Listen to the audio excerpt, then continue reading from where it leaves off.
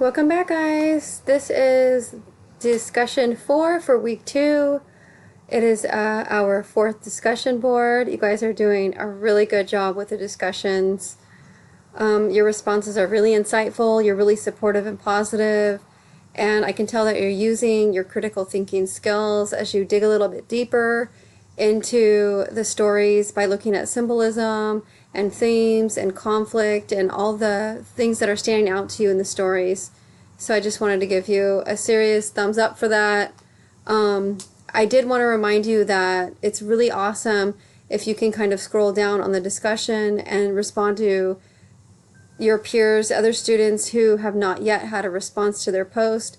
It's really fun in the discussion to actually have someone read and respond to your posts. So if we can make sure, or at least make an effort to try and respond to everyone, it'd be really awesome. It's nice to post a discussion on there and then to see what someone else thinks, to engage in that conversation together, even if it's in an online forum, which is a little bit weird.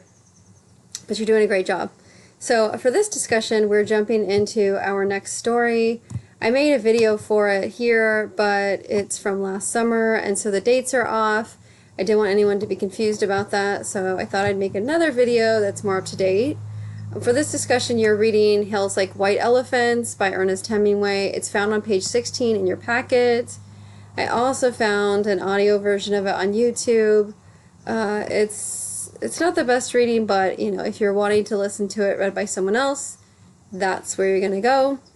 It's not too long of a short story. After you read and or listen to the short story, you're going to post to the discussion board by choosing one of these questions here to kind of prompt your response.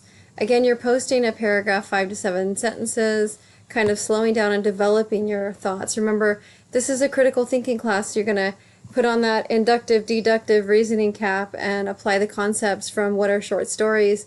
And really just play with them as you're engaging in your response to dig a little bit deeper and see things that maybe aren't as easy to see without a critical eye.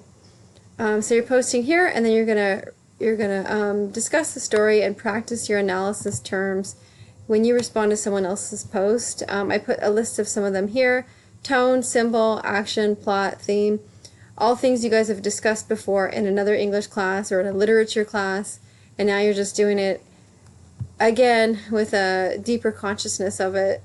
So if you're not sure, you can hop on here. Brittany, some of your other classmates have already posted. It's kind of nice when you can see someone else's posts. It kind of alleviates some nerves and anxiety for some people. I find it really useful when I'm taking an online class. I'll just kind of scroll down and see what the conversation looks like, and that will usually inspire me.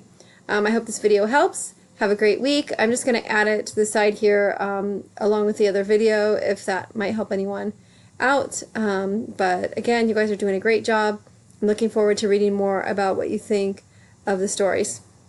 Have a great week.